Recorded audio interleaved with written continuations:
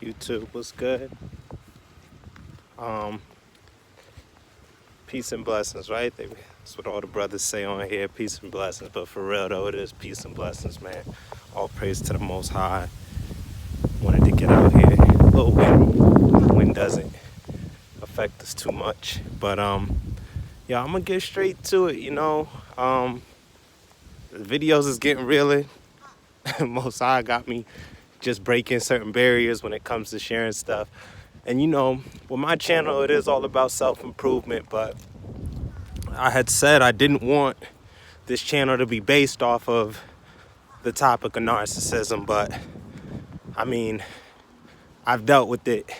I just recently dealt with it. So, basically, I'm going to make a video. This video is basically just helping others to be able to identify just things within narcissism if you're ever involved with the narcissist. And I know you'll find a lot of channels.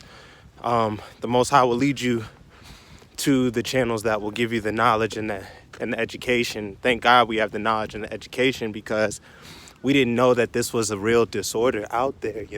I didn't know about it until now, and I'm 30 years older. And they say it's so ironic. They don't teach you about this stuff in school. You don't learn anything about this from your parents. I didn't know what the hell it was. So narcissistic personality disorder is the actual terminology of it. And, people that you work with every day, your own family members, can have this disorder. And you won't know it.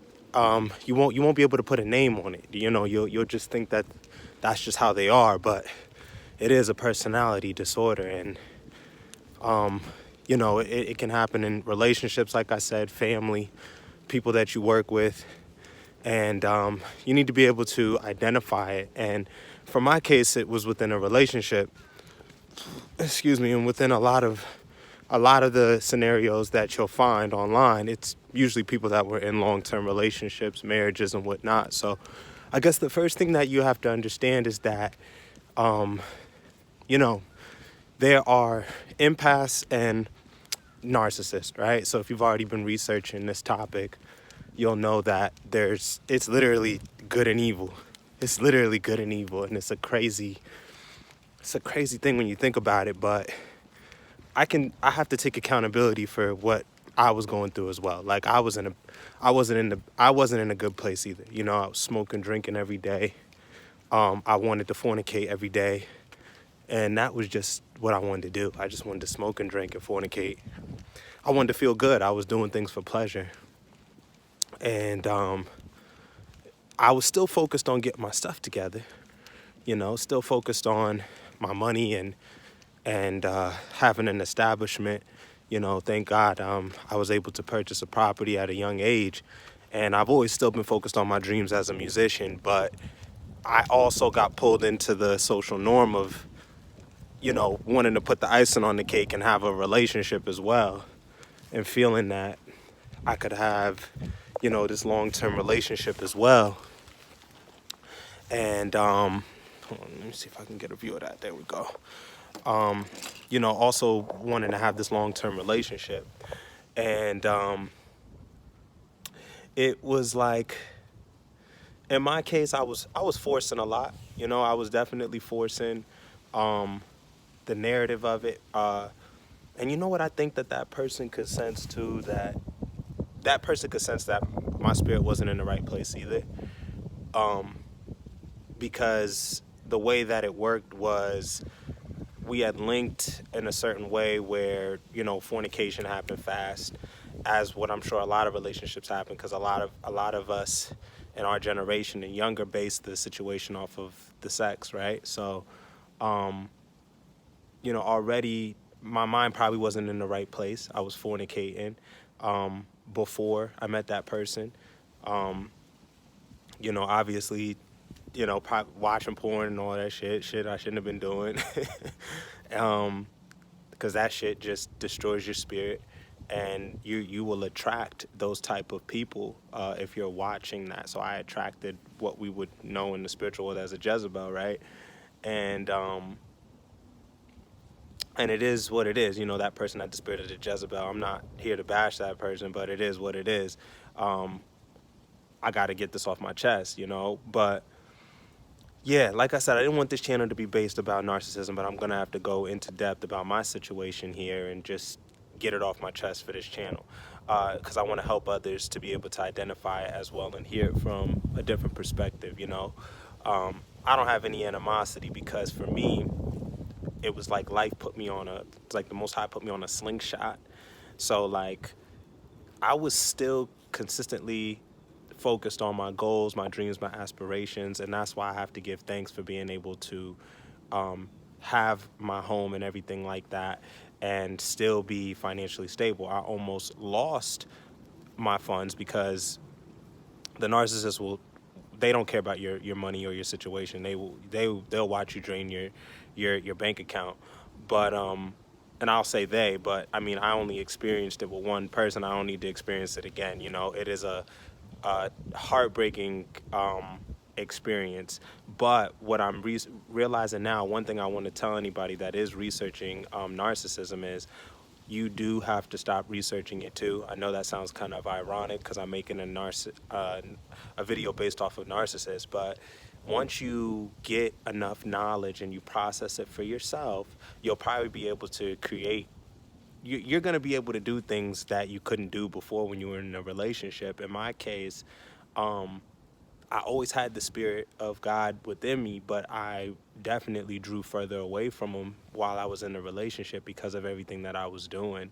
And I didn't have a clear mind or a clear spirit because I was smoking every day. And like I said, I just wanted to smoke and drink and fornicate. And that was the Jezebel spirit that had jumped into me that made me just only want that with that person. So a part of me too was like, man, I don't want it to just be that either with that person. You actually care about that person. But to break down the levels, and I'm sure you guys already have seen plenty of videos that discuss it, you're going to go through multiple phases. So the first phase will be the love bomb.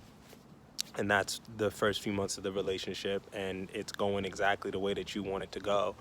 And then, I mean, it could be months, it could be years, depending on how, I guess, significant of a supply source you are, right?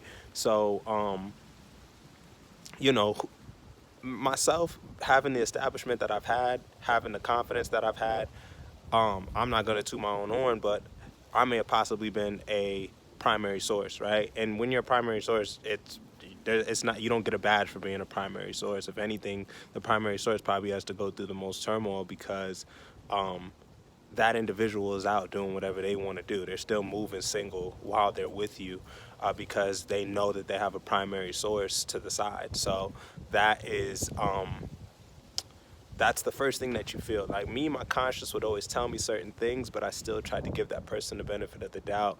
And they'll of course manipulate, do a push-pull game there, and don't. There's no honesty there. Your gut will tell you that, but because you want to make it work with that person, and this is where you realize, and I had to realize I had issues within myself.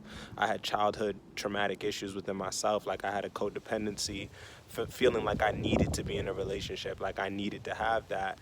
And I also always felt that I didn't, but at the same time, because I had invested so much, and then once you start to sleep with this person, you have a soul tie. And that's where it becomes more difficult, especially over time, because you've built a strong attachment with that individual. So you want to try to make it work, but that is a issue within you. That's a codependency where you feel like you can't break up with that person because you're afraid to be alone, and that is something that comes from your childhood. That comes from trauma from your childhood. You might have grown up in a household where, your parents enabled you.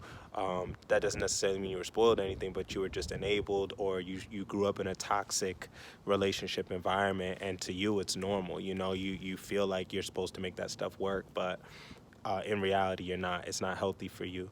But yes, as I said, you will go through the stages of the love bomb, and that could be months to years, right? So that's to get you invested, correct? And then once that individual, they tend to get, and I've accumulated so much information, that individual tends to get bored because,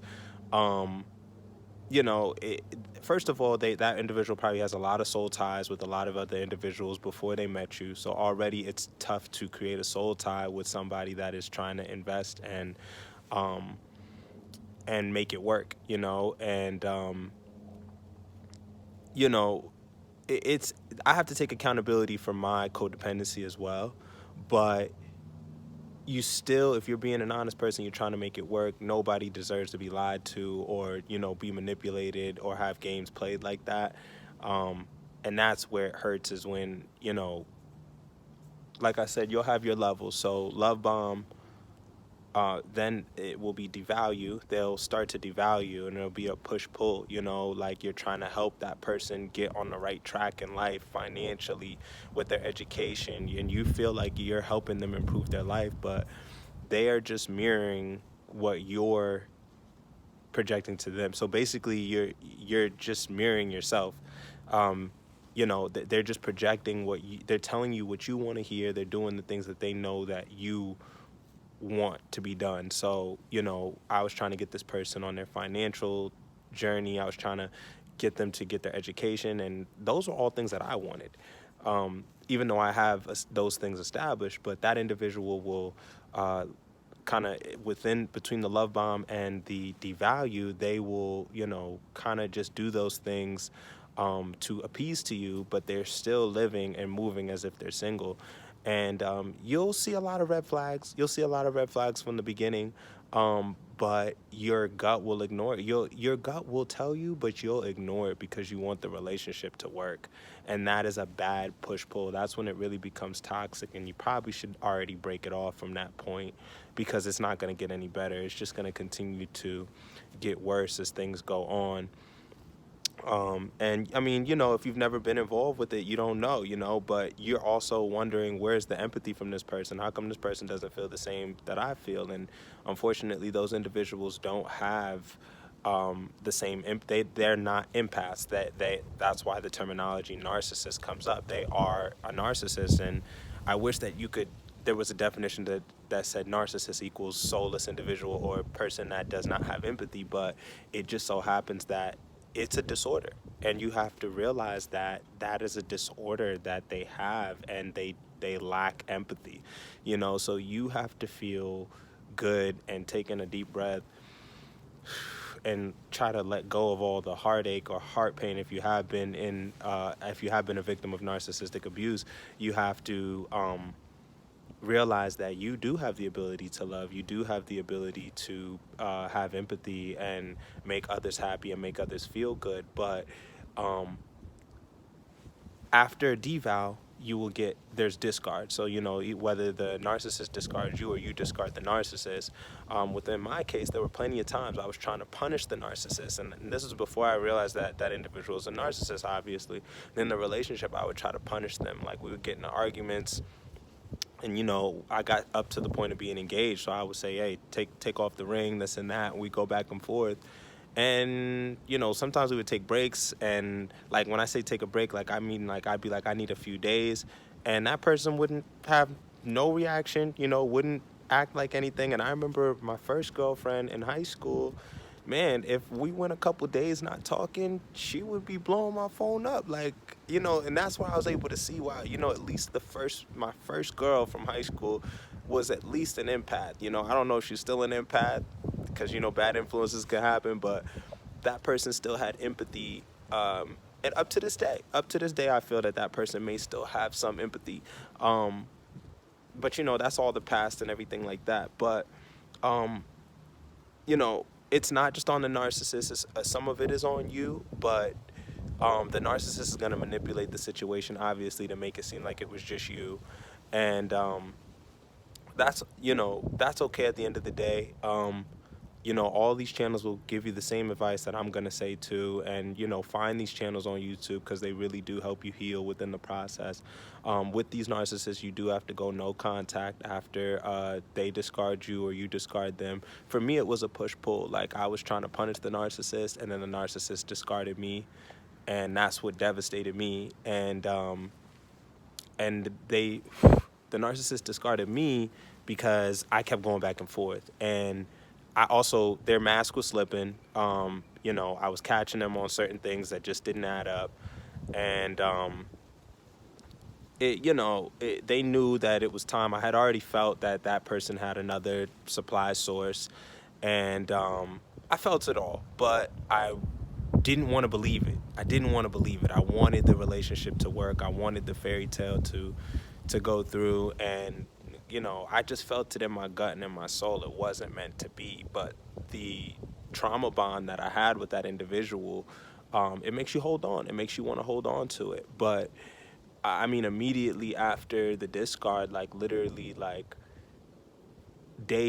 as the days went on, like I literally felt like the stress from my brain, like stress that I didn't even know that I was under, just started to relieve itself. I've been able to just be bodying YouTube now, making all these videos. My creative abilities have just increased tremendously. I was holding myself back a lot, trying to fix that person and trying to make things work. And that wasn't worth it, but the lesson overall was the best thing that I could ever have attained to this point right now. So you guys are probably aware, if you're already looking at this, the stages that you're going to go through. So it is going to be love bomb, then it's going to be devalue. It literally, the patterns are the same from everything that I've been hearing. It will transition into a love bomb / devalue, and that's when that person, the narcissist, feels that I've got this primary source here, and they already probably have secondary, and I can't pronounce that word, but they have third supply sources as well, but you're the primary, and I knew I've had a feeling I was the primary because that individual would take pictures with me, that I was all over their social media. So I had a feeling that I was the primary there, but that doesn't mean that they don't have secondaries that they would like to promote to a primary. You don't know what they got going on. You know what I mean? You'll also realize that your sexual pattern starts to change from the love bomb into the devalue, and then meaning like they'll manipulate you with the sex.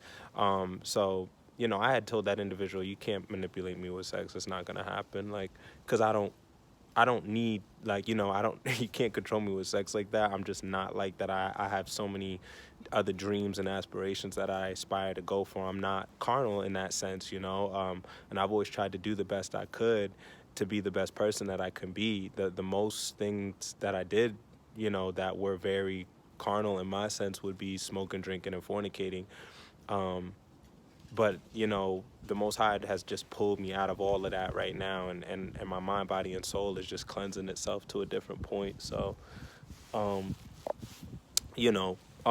but yeah, after the devalue, once that person has secured a second, once they're ready to promote the secondary supply to a primary source, that is when you will probably feel the discard coming. You'll feel it. They'll start to get a lot more sloppier with how they're moving. The communication is always off. That's another red flag. Communication is always off. You're calling them. You can't get in contact with them, but you always pick up when it's you. They'll hit you probably consistently to just see where you're at, to check in where you're at, because it's all about control with a narcissist. So you do just have to be mindful of it, and you won't know. You have to use your spirit of discernment, and you also can't be led with your lust, and you yourself needs to have a sober mind when you're dealing with people, because you really don't know people. It takes a while to know people, but these are red flags. If that person is ready to jump in bed fast with you, look for eye contact always. That was always something my parents told me, like, if somebody can't look you in the face and tell you something, like, they're unfortunately they're unable to look you in the face because they're most likely lying to you. So you need to look for all of these same cues, and the narcissist is gonna be tight that I'm on this now with this video, but it is what it is. It is what it is. It's beautiful out here. Yeah, I got that glow too right now, so I'm feeling good. But yeah, just had to make this video, man. It's a nice day. But yeah, the discard, I don't care. whether the narcissist can win off the discard, that's fine with me. That was the best thing they could have did for me, you know. You know? Why? Yeah, the narcissist can win. Um, that's not a big deal to me, you know. Uh, if that makes them feel good, and it's so be it, you know. But I know now I'm able to move on and do what I need to do in order to reach the next level in my life, and you know that's to become the greatest artist of all time and the greatest athlete of all time, the greatest version of myself in all aspects. You know what I mean? And to better myself in all aspects. I've never treated myself this well with self improvement. This was all a reasoning to happen, and like my brain for the last few months was just you know you're gonna have a trauma bond for a while once you go no contact, because you're just reflecting on all the things that person did, all the lies, all the deceit, you know, cheating, you know. And it's like, yo, this sucks, you know. It's like, damn, I was trying to give my love to this person and they did me like this. I was trying to help them get to another level and they dogged me like this. And the thing is that they don't have any empathy. It is a disorder that they have. So, you know, it's not about looks. um you know, it's not about looks. It's not about you know, how you were, you know, as a person. You could be the greatest person in the world, and these individuals have a disorder. So they are, you know, you can't even worry about them. That's where they're at. They have chosen to go really down a dark path. Um, and you'll see it, and you'll be woken back up to you will get closer to God once you deal with that. And that's how I know that the narcissist was put in my life to draw me closer to God. Because now this is a ultimate transformation for myself, you know. So I ain't even expect this video to be this long, but I'm gonna just keep doing what I gotta do, you know. But hopefully this video helps somebody. Like I said, I didn't really want to make this channel, or you know, I'm not gonna keep saying that. Whatever comes to my mind is what comes to my mind. This is my channel. This channel is about self-improvement, and I think that the pandemic definitely exposed narcissism and narcissists. So you know, that was probably something from the Most High to bring out a lot of these situations. You know, they said once the shutdown had happened, there was an increase in domestic violence, and I do think it was because of the influx in narcissists and whatever dirty things that were going on in the dark were coming to light. You know, so it's like, you know, it is what it is. But I had to get this off my chest. So be mindful of those stages. The love bomb. Then as it's transitioning to the devalue, and then as the devalue is transitioning, just prepare for the discard. If you start to see their mask slip and you start to catch on and you question that, you keep questioning that individual and you keep trying to make them take accountability for what they've done, they're not going to like that. They're not going to like that, and then they're going to punish you because you are making them call out accountability. The best comparison that individuals can say is that a lot of the other channels will say is that you're dealing with an adult that has the mind of a child. And it's true, and it's unfortunate, but that it's a disorder, and you just need to really realize that it is a disorder. You cannot put any more energy into it. You need to move on for yourself, make yourself the best version of yourself. Know that love, true love, is going to come. But the most important true love that you need to have is for yourself, is in improving yourself and making yourself the best version possible, and not even worrying about who the next individual is going to be to cross your path. You know, we're kings and queens out here, and we hold ourselves to a certain stature, especially if you're a super empath.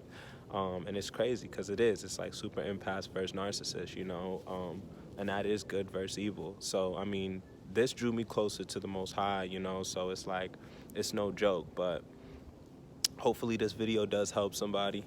And I wanted to get it off my chest just to talk about narcissism and how to identify it now, because I think I've accumulated enough information on it to be able to jump into the topic with the rest of the YouTube community that has touched on it as well.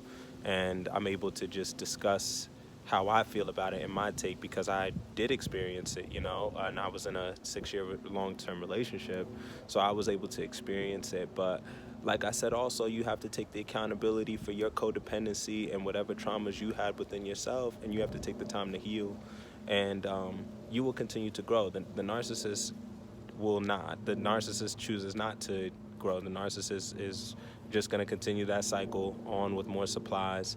And, you know, that person's going to look for another primary source, and that will be the repeating cycle of it. So, you know, try your best to break free from it. I'm breaking free from it every day, feeling healthier, stronger every day. Um, you know, that's it. You know, we just got to stay positive and focused and stay motivated, keep self-improving, and stay strong, all right? So if you haven't, make sure you like, comment, and subscribe, and I'll be on this later, all right? Peace. Love y'all.